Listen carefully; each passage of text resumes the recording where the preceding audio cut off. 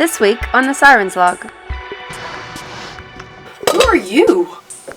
I'm not going in the boat. I like old things and hey, good thing, huh? Oh my gosh, I've just dropped something in the bilge.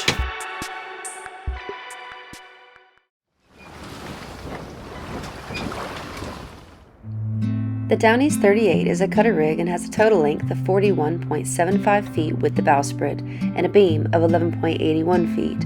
With a displacement of 19,500 pounds, she's a stout, heavy vessel for her size, designed to cross oceans at a cruising speed of over 7 knots. Her draft is just under 5 feet, and she has a fiberglass hull. The design was conceived by Bob Poole, founder of Down East Yachts, and designed by Henry Morschladt. The company began building boats in 1974 in Santa Ana, California, during the height of the sailing boom. Over 230 were built between 1974 and 1981, alongside several other Downeaster models. Bob Poole was a boat builder and had previously been an executive for Columbia Yachts, and Morschladt was the name behind the famed Pacific Seacraft brand. In Poole's own words, Poole wanted to build a classic cruising yacht utilizing modern materials and technology where they belong, while retaining the traditional features of the fine early cruising yachts of Down East. That's precisely what he did. With around 230 of the Downeaster 38s built and hundreds more between the 32, the 41, and the 45, Bob Poole passed away in 1978, and the company carried on for another several years, even finishing a batch of West Sails for the failing Westsail Corporation. The company closed its doors completely in 1983, and the tools and molds were sold to Newport Offshore Yachts.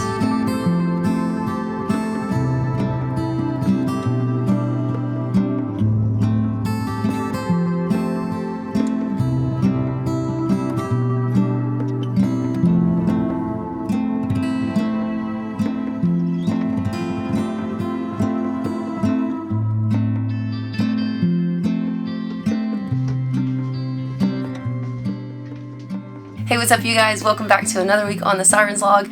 This week we are in a Downeaster 38, and I've got to be honest, I've seen these boats for years and I don't know that much about them. I assumed that they were a Taiwan build, but they're not. They were actually built in California. This is a 1974, and at 38 feet, I've got to say this thing packs some punch. We are looking for a boat. If you are one of our regular viewers, thank you for being here. We are still on our boat hunt. If you're new here, please subscribe. Join us on Patreon. It's down in the description, and we'd love to keep you around. So let me just give you guys a rundown of what this boat has had done and what it will have done when it's finally complete. So the boat has new standing and running rigging. It has new bottom paint, hull paint. It's got a Nanny engine and transmission, which is marinized by Kubota. Everything's been redone in there. New lights have been installed in the engine room, a new water heater, the bright work has just been completed, new AC system, new dodger, new furler, new wiring inside, good refrigeration, excellent headroom, and she's getting new countertops, new cushions, and new plumbing. I say we just start poking around and see what we find in here. Let's go. Alright you guys, I'm being told that this is going to be reworked here. Otherwise it looks new and clean. It looks like we've got some outlets over here that needs to be kind of put back in, and some things are missing there, and you know, these doors I guess will be, oh yeah, there they go.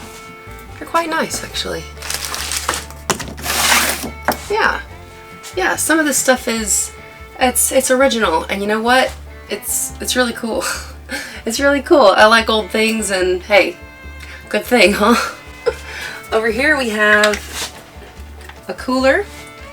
I was told that the refrigeration works quite good. This lifts up as well, so that gives us a lot of space in there. This is probably the original stove and oven. Wow. I'm assuming it all still works. If it doesn't, I'm sure they'll make it work. Alright, let's see what's in here. Ooh. Is this more refrigeration? Wow. Okay, it's really deep. This little guy right here is a cutting board, and there's trash underneath. I like that. That's actually really handy. And double sink. Now, some of you guys don't prefer the double sinks on sailboats, but hey, you know what? I say if you're living on the boat or you're traveling on it, I think having like a second space for, you know, dry dishes or cleaning something, or even laundry if you don't have a washer and dryer I think is really handy. So I vote for the double sink on the boats, always. That's just me, that's my opinion.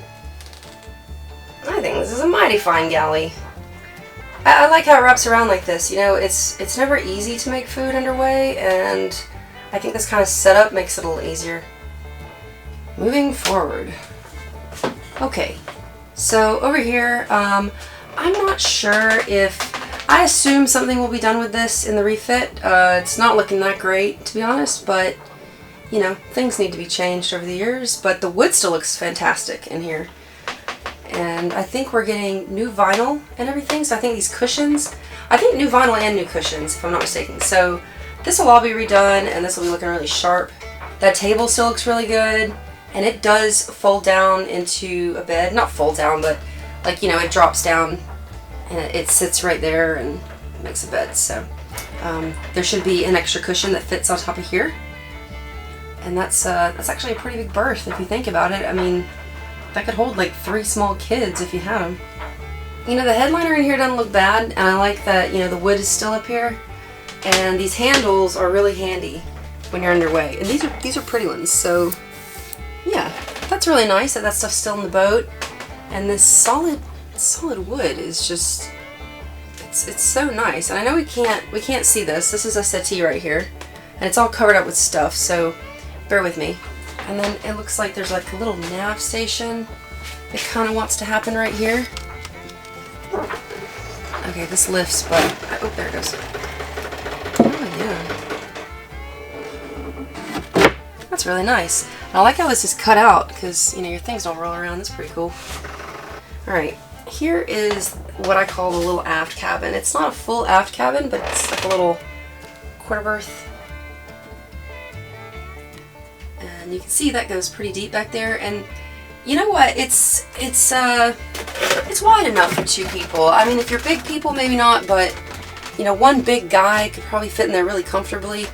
2 slim people, like a couple, you know, could probably fit there comfortably, just being real.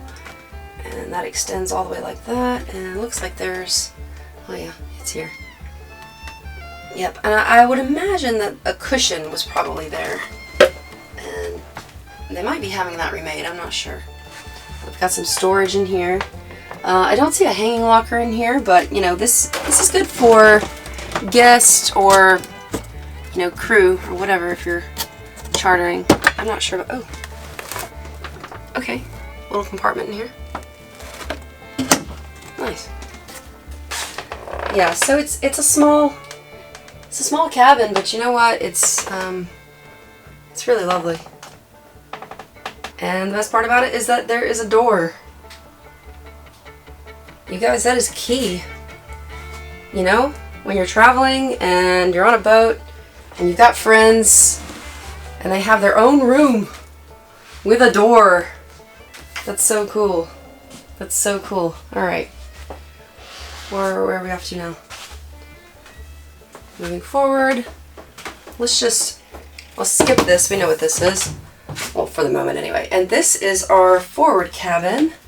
It is a V-berth. I imagine we'll have some new cushions in here soon.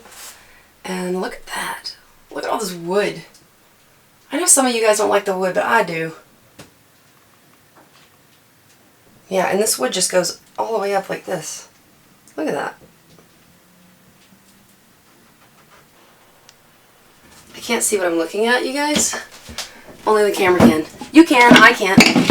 What is this? Oh, it's an AC. Alright, I see now.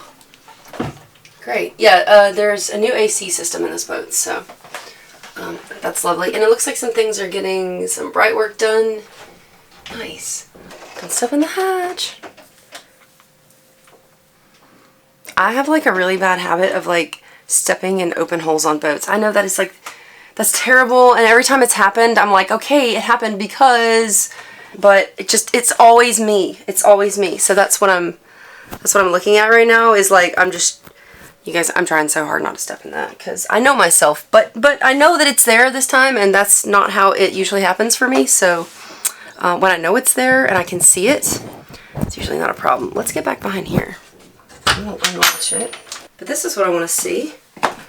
Because I'm a lady, and let's be honest, we all want to see this, right? This is our hanging locker, so this is what matters up here, okay? I mean, hey, you gotta look, right? Alright, so now here's our head. There's one head on this boat, and it opens up to... There we go, look at that. Yeah, so whoever's out there can also access this. But this is our head. It's got to be a wet head. I'm assuming that there was probably a shower head right here, because there's obviously something missing there. And let's see what these look like closed. Oh my gosh, I've just dropped something in the bilge. I'll come get you in a moment. Yeah, look at that. That's not bad. Oh my god. What? What? What are you? Who are you? Oh my god. Oh my gosh. Look at that. Look. You guys, just found like... Alright, the boat is sold. Gotta rescue this wedge. Dropped in the bilge. Oh my... Oh. I can't see for my hair. Okay. It's out. So I think, to me, it looks like a lot of this wood was redone in here. I don't think that this is like the original wood up top. I'm not going in the bilge. Word of advice for some of you new boat shoppers out there when you're looking at boats, always leave the boat as you found it. There's a reason for things, and there's a reason why the person before you left it a certain way. So if you flip switches or undo things or open hatches, always close them back. That's just, you know, that's just smart on a boat. Let's talk about this floor. So, I mean, this boat is a 1979, so we can expect some wear on this floor. And, you know, I think this is pretty good, to be honest. I mean, this isn't bad at all. I'll show you the worst of it, though. This right here is probably the worst area of the floor on the whole boat. And it goes up into there as well. And I'll let you guys guess why. Did you guess? Ding, ding, ding, ding, ding. It's because of that butterfly hatch right there. So let's talk about that for a minute. So butterfly hatches are a gorgeous asset to have on any boat. It's, I mean, it kind of like just squeezes my soul a little bit when I see people replace them with more modern hatches. But I mean, I understand why it's done, because they always end up leaking. It's just a fact. Like, they just do. And you know what? Like, you'll be underway or you'll have it open, you know, and you're in the Caribbean and it's hot and you leave it open to get some airflow, and then next thing you know, you're out like having drinks with your buddies and there's a drizzle and now it's raining in your boat. And it's like, okay, that's not a big deal. Like, it happens every once in a while, and you know, it's a boat, so it can kind of handle it. But like, from 1979 until now, it's like, how many times can it handle it before your wood starts to show some wear and tear from it? That's the reality of it. So, a lot of people change them out for that reason, and I don't really blame them. But if you can keep your butterfly hatches and keep them sealed good and keep them closed when there's rain coming, even though sometimes you don't even know. And sometimes it's not even that. Sometimes people are sailing and they just leave them open because they're not thinking. And then you get a wave come over the boat and yeah, it just gets wet. So, but that happens with any hatch really. So the biggest problem with them is that they leak. They just end up leaking. Some people make covers for them, canvas covers. That's nice. Some people will actually just straight up wrap them in like cellophane. I've seen that. It's just something that you have to stay on top of. If you want your butterfly hatches, you have to be aware that they're maintenance. They are more maintenance, but they are worth it. Okay, let's talk about headroom for a second. I'm standing in the lowest spot that I can find, and you can see, I don't know how many, okay, it's, if I like stand up, it's like that. What is that, like six inches? I'm 5'7", so, you know, do the math. That's not that bad. That's really not that bad. Now, how would it be for someone who's like, say, 6'2"? I don't know.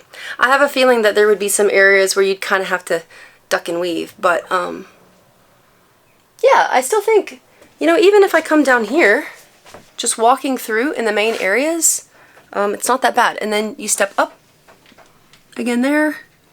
Yeah, that's kind of tight right there, I guess. I would say, you know, at the end of the day, it's a sailboat. What do you expect out of a 38-foot sailboat? It's got good headroom. It has really good headroom. It just, yeah, there's just gonna be spots in here you have to kind of duck. Sorry. Well, this has been fun. Thanks so much for watching and learning the history of the Downeaster 38 made by Down East Yachts in California. Thanks, guys. See you next week.